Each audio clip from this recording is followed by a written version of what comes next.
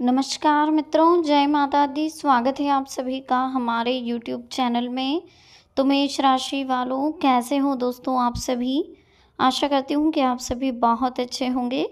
देखिए, आज की वीडियो में हम बात करेंगे अगले 24 घंटों के बारे में, यानी कि 24 दिसंबर 2022 के बारे में। बहुत बड़ा विश्वासघात होने वाला है। कोई अपना ही आपको चूना लगाने वाला है, यानी कि बहुत बड़ा फ्रॉड होने वाला है। बहुत महत्वपूर्ण वीडियो है, महत्वपूर्ण ग्रह गोचर के आधार पर ही बनाई गई है। अनुरोध है आपसे, इसे शुरू से लेकर अंत तक जरूर देखें। पसंद आए तो प्लीज़ इसे लाइक करें। कमेंट सेक्शन में जय माता दी के जयकारे लगाएं। चैनल को जल्दी से सब्सक्राइब करें, बेल आइकन को प्रेस करें, साथ ही वीडियो को शेयर करना ना भूलें। तो चलिए शुरुआत करेंगे हर हर महादेव का नाम लेकर। तो मेष राशि वालों, दोस्तों आज की वीडियो आपके लिए बहुत स्पेशल होने वाली, बहुत ही महत्वपूर्ण होने वाली है, क्योंकि आज हम आपको बताएंगे आपके अगले 24 घंटों में आपको किन चीज़ों का ध्यान रखना है। लेकिन उससे पहले कुछ अनमोल विचार जो हम आपके साथ शेयर करना चाहते हैं। इन अनमोल विचारों को सुनने और समझने के बाद आपके जीवन में एक अलग ही परिवर्तन आपको देखने को मिलेगा। इसलिए प्लीज़ इन्हें ध्यान से सुनिएगा, समझिएगा और इन पर अमल भी करिएगा। ये अनमोल विचार आपके जीवन में काफ़ी कुछ बदलाव लेकर आएंगे, तो इन्हें बहुत ही ध्यान से सुनने की ज़रूरत है। ध्यान से सुनिएगा दोस्तों। पसंद आए तो प्लीज़ इसे लाइक भी ज़रूर करें। सबसे पहली बात तो हम आपको बता दें कि जो लोग बुराइयों में फंस जाते हैं, उनकी सेहत, उम्र, धन संपत्ति, मान सम्मान, पुण्य सब कुछ नष्ट हो जाता है। सुख सुविधाएं हैं, लेकिन अगर मन ही शांत नहीं है तो सुख सुविधाओं की हर एक चीज़ व्यर्थ है।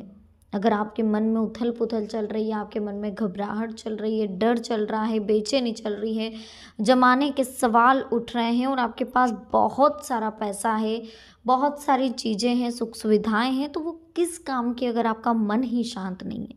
तो सबसे पहले हमें जीवन में शांति ढूंढनी चाहिए। पैसा तो आता जाता रहता है, उन्हीं लोगों का मन शांत रहता है जो अपने जीवन से, अपनी चीज़ों से संतुष्ट रहते हैं। जो लोग दूसरों की चीज़ों को देखकर उन्हें पाने की कोशिश करते हैं, वे अपने जीवन से असंतुष्ट रहते हैं और हमेशा अशांत रहते हैं। जिस तरह पानी से आग को शांत किया जा सकता है, ठीक उसी तरह ज्ञान से मन को आप शांत कर सकते हैं। आप बता सकते हैं अपने मन को कि हमें किसी से कंपैरिजन नहीं करना है। ईश्वर ने हमें जो दिया है वही हमारे लिए बहुत है। हमारे कर्मों के आधार पर तो हमें ये भी नसीब नहीं होता, लेकिन ये ईश्वर की असीम कृपा है जो हमें इतना भी मिला है। तो उसी का धन्यवाद करते हुए हमें जीवन में ना तो किसी से गिला शिकवा रखना है और हमेशा लाइफ में अच्छे कर्म करते हुए सकारात्मक सोच के साथ आगे बढ़ना है। जिस तरह पानी से आग को शांत किया जा सकता, ठीक इसी तरह आप अपने सकारात्मक विचारों से, ज्ञान से अपने मन को शांत कर सकते हो।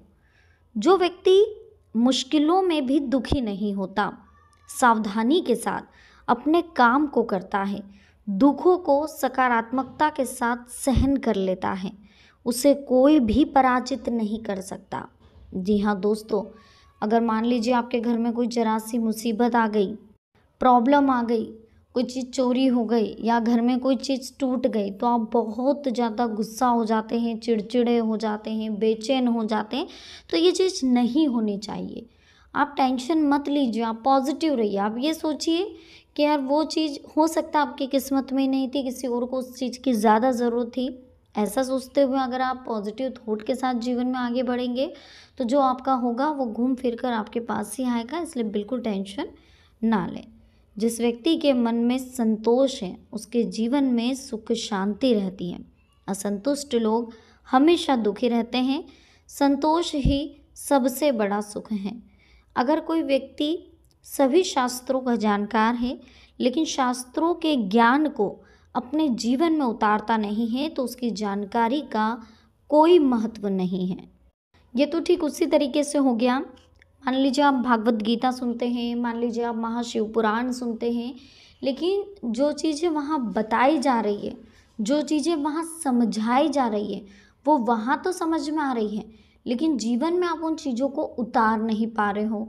यानी कि फॉर एग्ज़ाम्पल आपको पंडित जी ने बताया कि घर में आपको इतनी बजे साफ़ सफाई करनी चाहिए, इतनी बजे दीपक लगाना चाहिए, वो चीज़ आपको वहाँ तो समझ में आ गई, लेकिन घर आकर अगर आपने वो कार्य नहीं किया, कुछ आपके पर्सनल लाइफ से रिलेटेड उन्होंने कुछ बात बताई हो कि घर में आपको इस तरीके से रहना चाहिए, उस तरीके से रहना चाहिए, सास को सास नहीं माँ बन के रहना चाहिए, बहू को बेटी बन के रहना चाहिए, अगर ये चीज़ें वो समझा रहे हैं तो आपको सिर्फ सुनना नहीं है, समझना नहीं है, अपने जीवन में उतारना है। उस पर कोशिश करनी है कि उसे अपने जीवन में आप उतार करके सही रास्ते पर चल के अपने जीवन में सफलता हासिल करें। अन्यथा आप कितनी ही महाशिव पुराण सुन लें, कितनी ही बार भागवत जी सुन लें, इस ज्ञान का कोई महत्व नहीं है अगर आप उसे अपने जीवन में नहीं उतारें।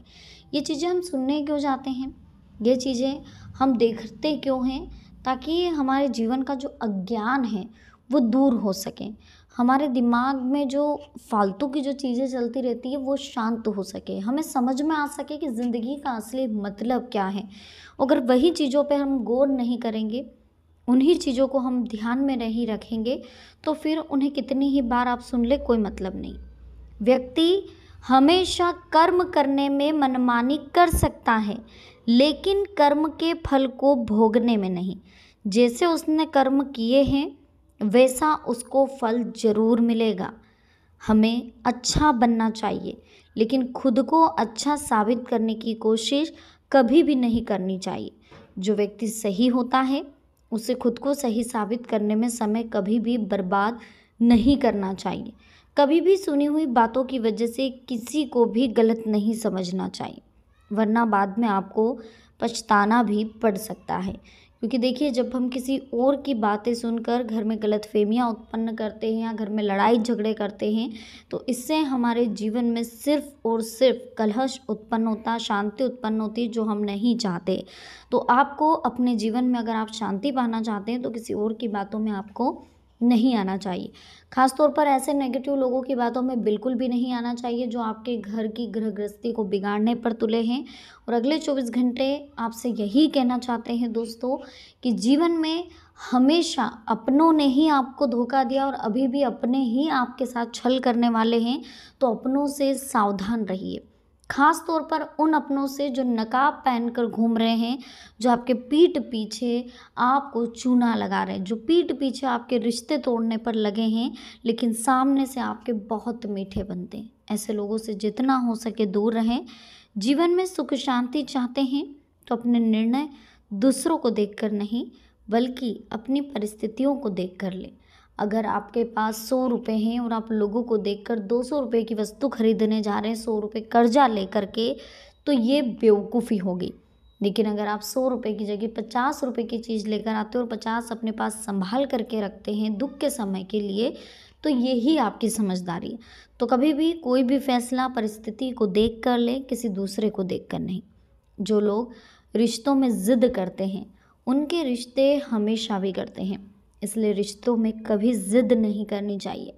रिश्तों में प्रेम बना करके रखें, अपनी ज़िद को साइड में रखें। देखिए, कभी भी ज़िद से रिश्ते नहीं चलते हैं।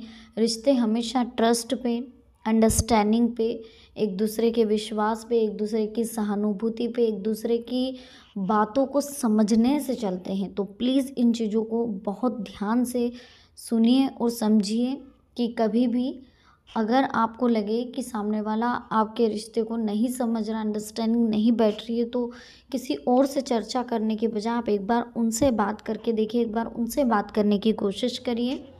लोगों की बातों में आकर, परिवार के लोगों की बातों में आकर के अपने रिश्ते को ख़राब मत करिए, क्योंकि परिवार के ये वो लोग हैं जो कभी नहीं चाहते कि आपके साथ अच्छा हो, आपका भला हो।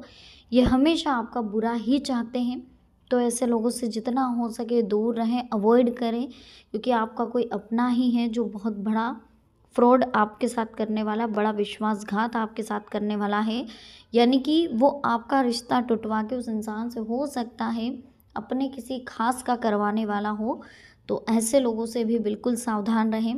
पैसों के लेन देन भी बहुत सोच समझ कर करें। जहाँ तक संभव हो रिश्तेदारी में आप पैसों के लेन देन ही ना करें, क्योंकि अगले 24 घंटों में अगर रिश्तेदारी में क्लोज़ फ्रेंड्स में, क्लोज़ रिलेटिव में अगर आप कोई लेन देन करते हैं तो वो पैसा वापसी आना संभव नहीं है। इसलिए जितना हो सके कंट्रोलिंग करें, लोगों से जितना हो सके आप दूर रहें लेन देन के मामलों से अगले 24 घंटों में, क्योंकि सतर्क रहना बहुत ज़रूरी है, सावधानी बहुत ज़रूरी है दोस्तों। लेने के टाइम पे सभी मीठे बोलेंगे, देने के टाइम पे सब अपना मुंह फेर लेंगे। तो दोस्तों वीडियो कैसी लगी, पसंद आई हो प्लीज़ लाइक करें, कमेंट सेक्शन में जय माता दी के जयकारे लगाएं, चैनल को जल्दी से सब्सक्राइब करें, बेल आइकन को प्रेस करें, साथ ही वीडियो को शेयर करना ना भूलें। तो मिलते हैं नेक्स्ट वीडियो में, अभी के लिए आप सभी को बहुत बहुत धन्यवाद। जय माता दी, हर हर महादेव।